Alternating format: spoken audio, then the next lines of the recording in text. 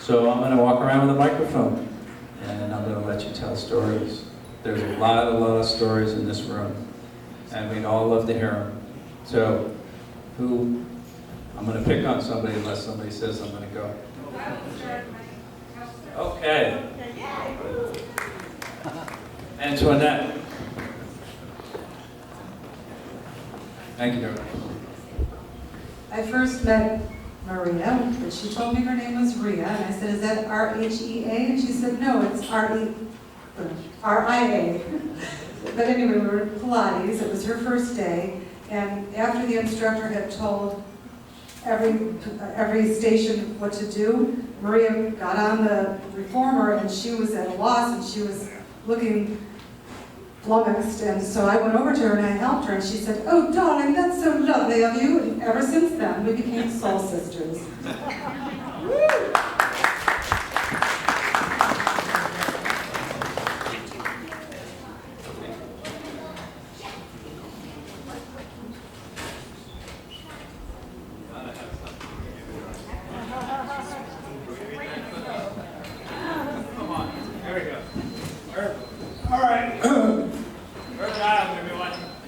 This is not a speech, but I need to tell a story. We have a friend in Chicago who, when things are going bad on the golf course, or maybe gets a bad hand at poker, he has a combination of words, all of which you know, but he would put it together in a way that was unbelievable. So we didn't know Maria at first, 25, 27 years ago. We knew a guy named Dan, who was her tenant. Dan was also a contractor. Maria decided she was going to renovate the whole complex, and she would hire Dan to do it. Well, as we all know, when you try to do a major renovation,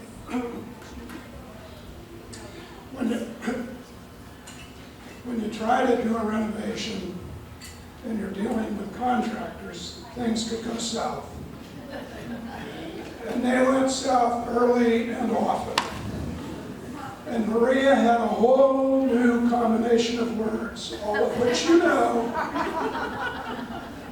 But with her delightful accent, it was almost lyrical.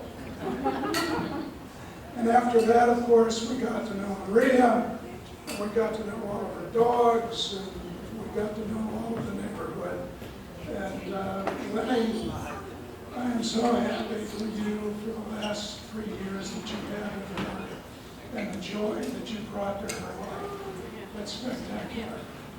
Thank you.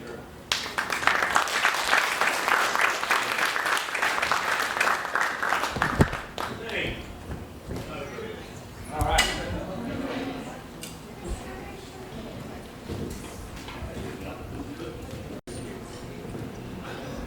I'm English. No. If you don't understand me, I guess somebody will interpret. But I've known now Ria 33 months, pretty much same time as Lenny met Ria. But having met her, we came from about 3 miles apart as opposed to 5.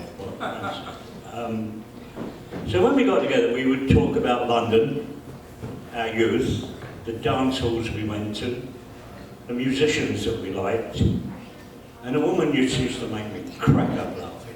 She was so damn funny. And I've got to share this story. She's in our house with Len, we're having dinner, and you all know how funny she was. So she says, I don't know, she said, I've dated this man now about 6 times. And she said, I don't understand it. She said, Len, do you think I'm pregnant?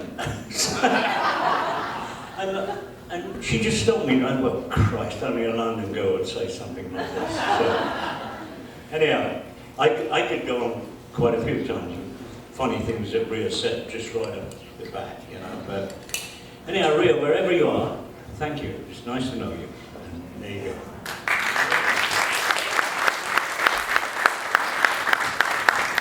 Johnny.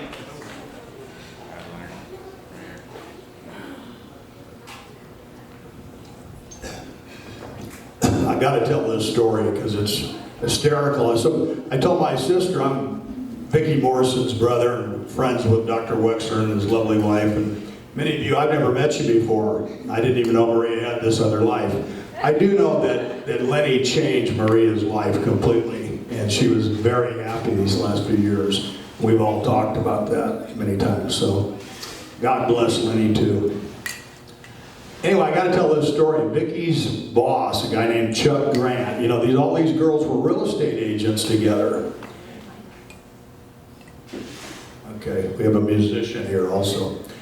In any event, sorry, Maria was a realtor and she was driving a couple around that she kept driving and taking to house after house after house. And when she finally figured out that they weren't going to buy a house from her, that they might just be using her to get it, she drove them into a gas station parking lot and told them, "Get out of the car." They said, "What?" She said, "Get out of the car. Our relation," I can't do an English accent like this gentleman, but told him, "Get out of the car, it's over." And Chuck Grant thought that was the funniest thing that he had ever heard in his life. And that was Maria's sense of humor.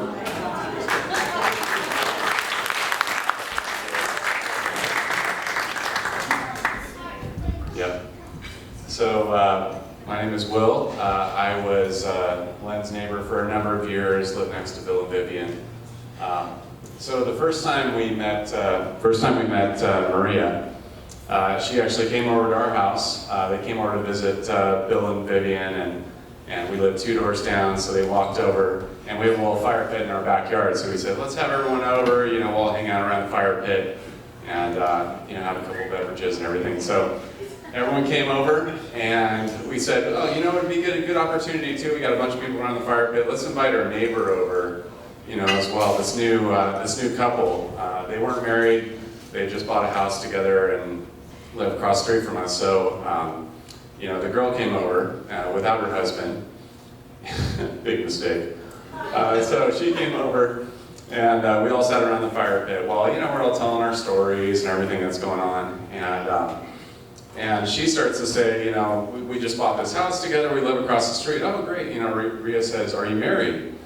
And she says, well, you know, no, not yet. You know, pretty soon. I think it's going to happen. And the whole conversation proceeded to be, you know, Rhea just really grilling this girl about, you know, if he really was committed to you, you know, he would marry you, you know, and everything. We never saw that neighbor again after that. Never saw her again. But it was a lot of fun. I mean, we had a good time. Now of course we saw her a little bit later on down the line, but Rhea just, you know, she was just full of life, and I do know that, you know, we've known Len for a number of years, and he really hasn't been happier than he has the last few years with her. I mean, just from the time he first met her, you know, coming over and talking to us, and just saying, I really think I found someone. And, you know, he never said that before, and I know he was with, you know, a few different people over the years, very short periods of time, but just this was the one, and he really did love her, and she loved him very much, and both of them really loved on our kids a lot, which are hanging from the banister there, which I really greatly appreciated too. But we are dearly going to miss her.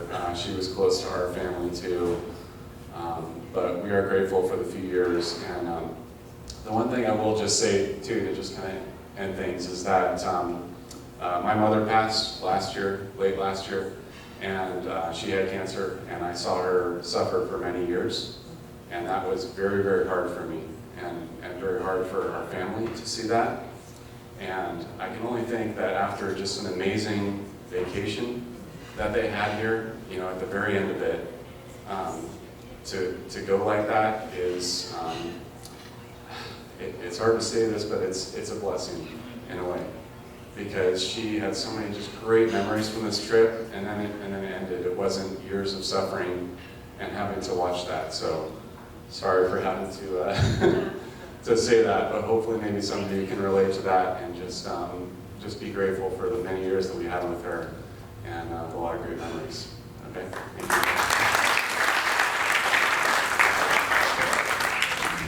But Maria was my pet. However, what you don't know about her, she was a Playboy bunny in London who got fired because a guy grabbed her ass. And she dumped a vodka tonic on him. That's the only story I've passed around the tables that hasn't been censored to tell you the rest. So she was a blast.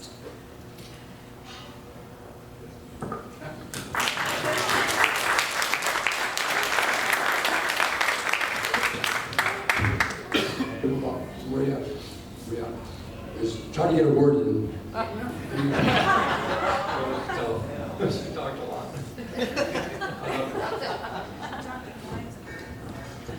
So I've known Lynn for about 20 years. We worked together at the university, and Lynn became good friends with my husband, and my husband was the best man at their wedding. And I remember Rhea calling me and saying, well, I'm trying to get a room at the Bellagio, but she, as you know, was very thrifty and always wanted the best deal. So we're getting married in October, and she said, well, I just keep calling. And I just keep calling and talking to someone until I get what I want. And so we have 3 rooms overlooking the fountain, and she said, well, I wanted to make sure that it was at the right level and right in front, center front. And so I just love Rhea. She is an inspiration for me, how I want to live my life. And I love Lynn, but I tell everybody I loved Rhea even more because she was such a beautiful person. And miss her a lot.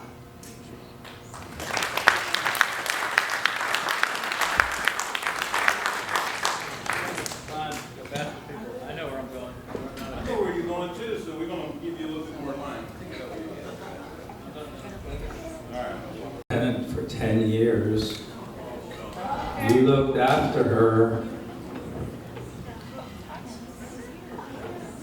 Yeah, probably 2002, my youngest son came riding home on his bike because he didn't have a driver's license, and he was probably 28, 25, something like that, and said, hey, I found this a 2-bedroom house, let's go look at it.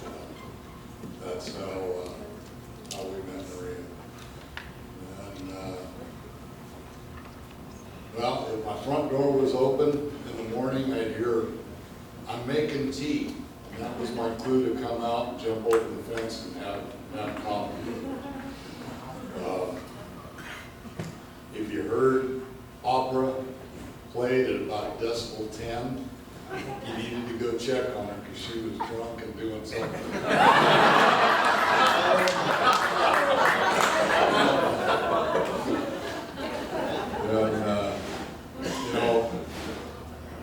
That was one of probably the happiest 10 years I've had in my life, and the most fun.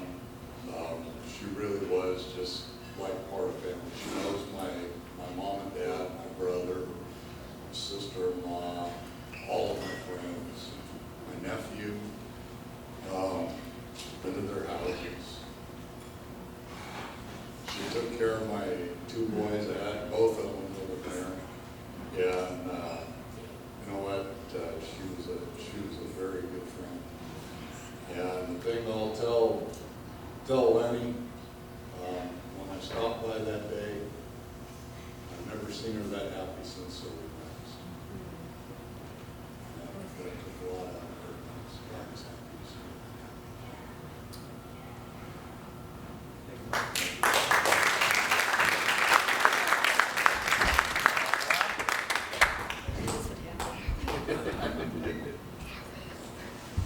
I probably have, I don't know, 80 had stories about me, and each and every one of them would be funnier if she told it. But one, if we're going to talk about her getting pissed, then we can talk about the time that we went to a wine flight dinner at the Hyatt Regency here. We had, we had several glasses of wine with each course, and they were all paired, and it was from a vineyard, and I'm sure many of you have gone to such a thing. But the first course was Prosecco, so I don't remember how many of those we had, and then she said, oh wait, there's more coming, and I said, yeah.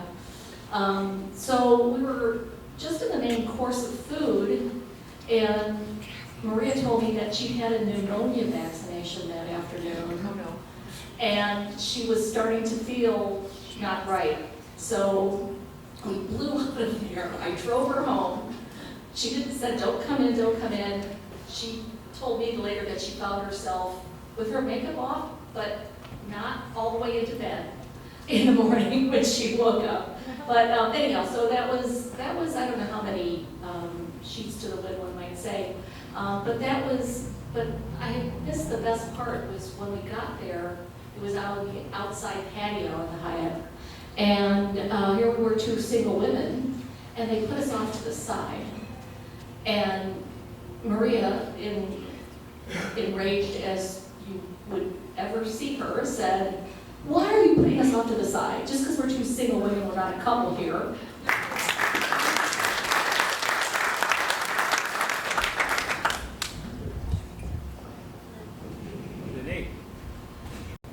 So I'm really going to miss Maria. We had a lot of great times together. And we met via our dogs.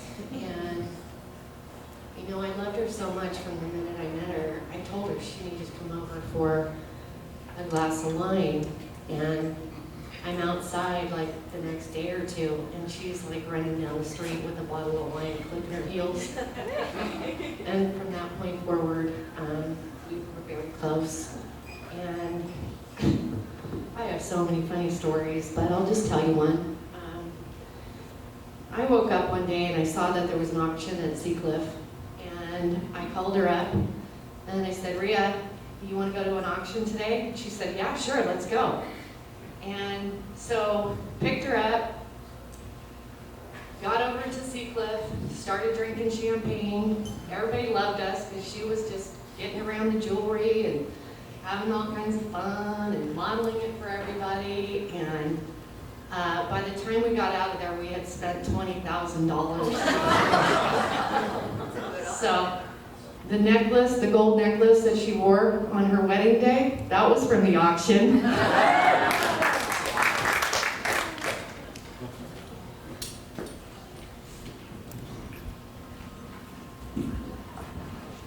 My name's Denise, and I know Lenny and Maria through Pam and Roger Reed.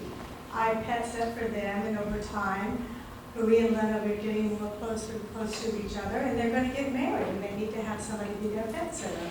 So I, of course, was asked, and it was a gracious gesture to do. And over time, I got to know the both of them, and they were so good together. At times, I saw Maria be a little pissy with him, though. She had a way of saying, "Lenny," but you know, he knew to listen, and they worked really well together. And each of us all have different walks in our lives and different hardships here and there, and I had a few of my own. And I had this particular challenge that I wanted to do for 10 plus years, and it was to walk the Machu Picchu Trail. And Maria says, "You can do this, you know?" And so I finally did it, and the thing that she did for me that was the greatest gift, she says, "You know, I want to see your pictures from that trip." Well, you know, nobody looks at pictures anymore. They got a cell phone. You know, who wants to sit there and go click, click, click, click, click, click? And Maria kept pressing, "I want to see your pictures in a book." So, you know, I went to a store, I bought a photo book that had a place where you could write a little message about each picture you looked at, and I made that book. And she says, "I want to see your book," you know?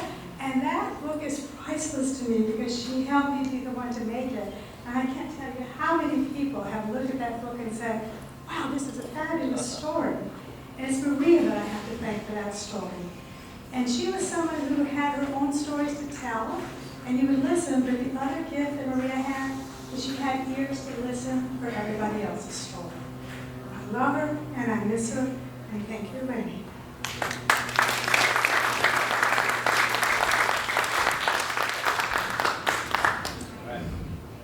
Yeah, my name's Gary Harris. I've been, my wife and I don't know where she went, but we've been a neighbor of Maria's for about 20 years. And Maria and Ethel and I had a love-hate relationship.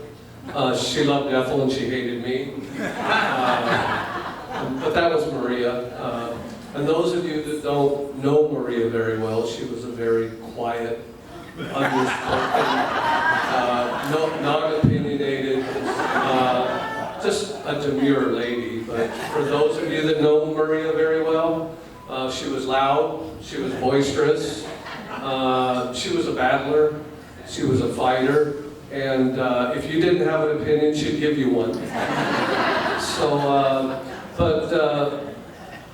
as far as a battler and a fighter, this is tough, but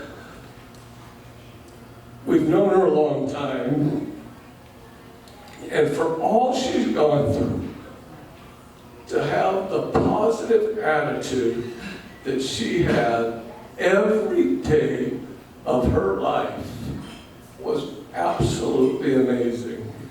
If that in itself doesn't give you strength when you reach minor challenges in your life, then I don't know what does.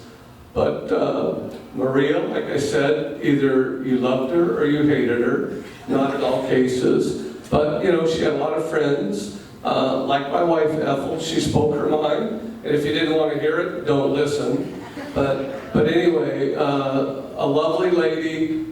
If she wasn't nipping at me or bitching at me, then it wouldn't have been Maria. But very much like my wife, and we were blessed to have known Lenny for the few years that he's been with Maria, and I know that she was blessed to have him for these few years. And you know, we were all blessed to have her as a neighbor for all the years of our lives. So God bless.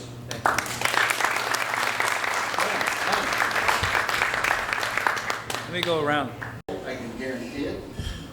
And we loved her to death, and Len as well, and Sweetie. And that corner, when you go over to Maria's corner, and Len's corner, it's like you're in the center of, I'd never spent that much time on Huntington Beach. And it's great, because the dogs are walking by, the bikes are going by, 4th of July, the fireworks are going off, but it's just great, and it was just a center of energy and happiness and positivity, and like our friend here said, Maria's story, the backstory, everything she's been through, to have her attitude it's an absolute credit to any human being on the planet, because if she can get through it, what she's gotten through, anybody can get through. Anyway, it's just, we love her, we'll miss her, and she was just a great, great lady.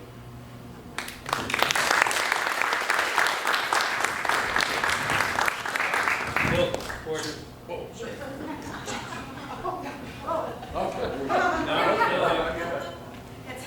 That's Maria. I got you, Bill. I got you. Okay. I'm out.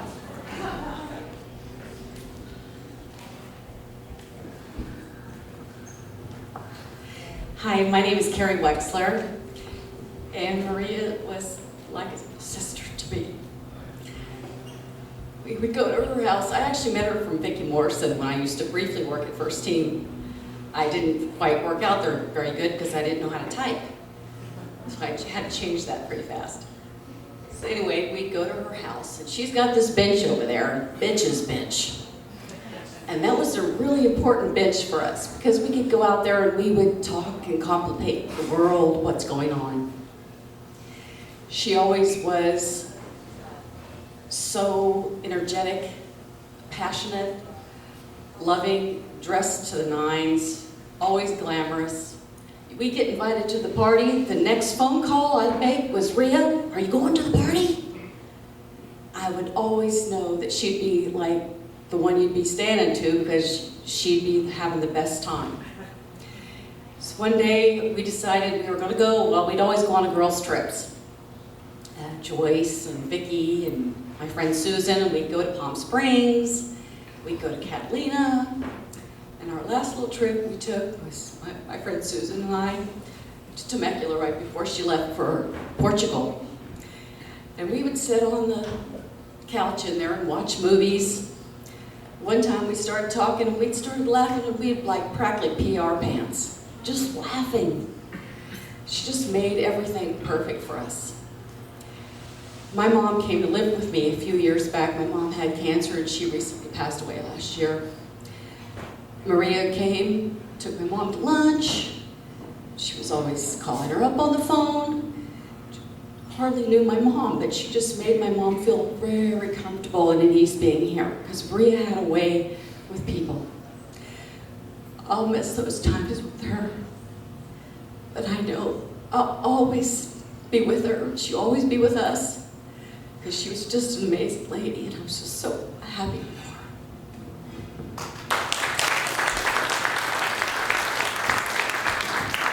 I'm sorry Dr. Martin Steinfeld had to leave. He saw Maria through all of this over 30 years. He took care of her. And right before we met, she had her diagnosis of macular lung disease, similar to, treatable but not curable.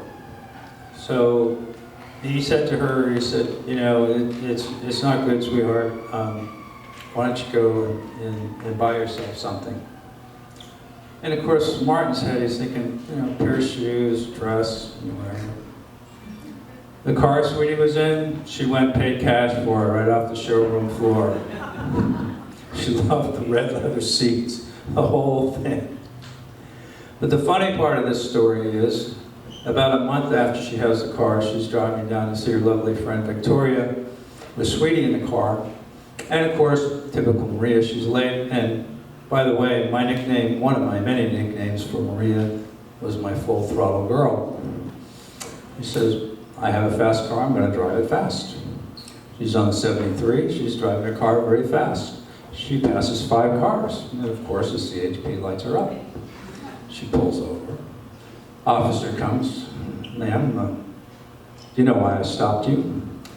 She says, well, I guess, my dear, I was going a little too fast.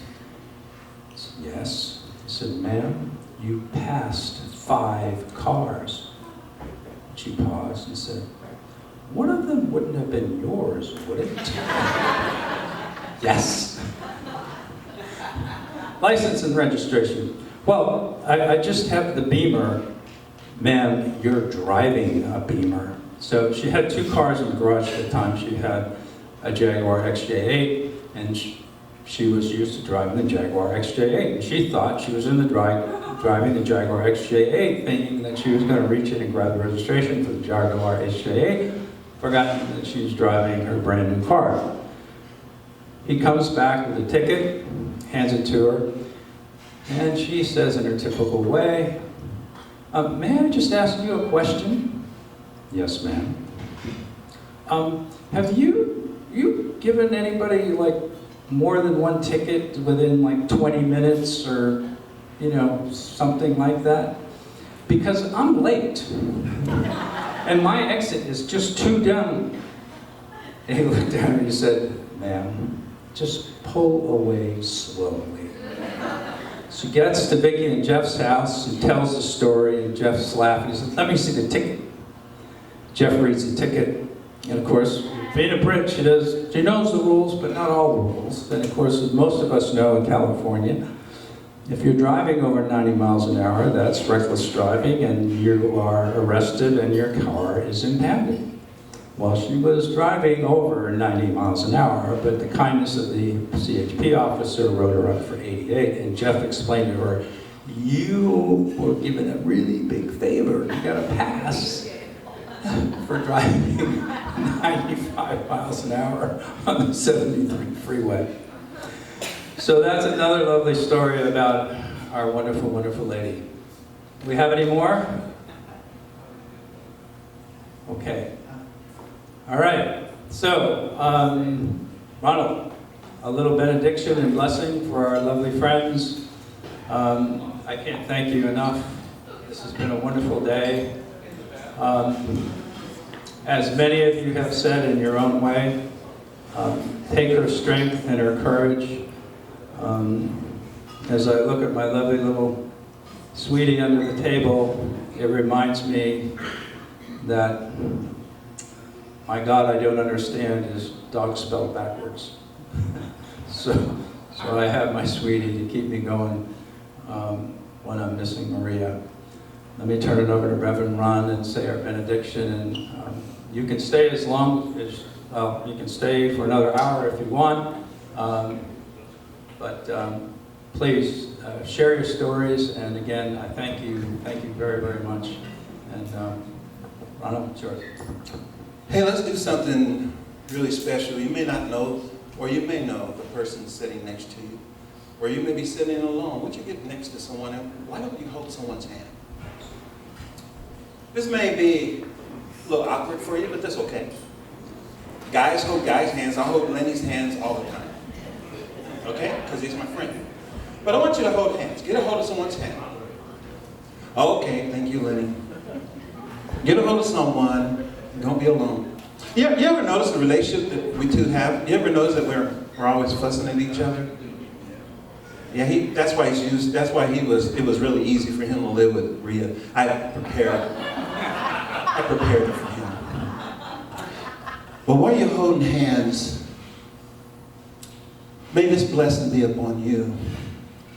Of all the stories that have been said and everything that was shared, may the very spirit of Rhea be so etched into your heart, your memories, the things she said and what you shared with her. May her memory be in your heart and keep you, even when you're going through your storms and even when you're going through your differences, that you have a friend who can show you that she can still sail in the greatest storms of life. May the blessings of the Lord be upon you. May God bless your families, your children, your whole household. May He protect you as you leave this place today and you journey back to what you call home. May the blessings of the Lord be rich upon you. We thank you, Father, for giving us such a great opportunity to meet Rita, who brought all of us together. We want to say thank you so much and express our appreciation of your love and your kindness toward us through her. We ask, Lord, that you bless Lenny, Sweetie, and everyone who would come and visit. May there be a refreshing and a renewing in your hearts and your minds as we continue to fellowship and love one another. We want to thank you for this day.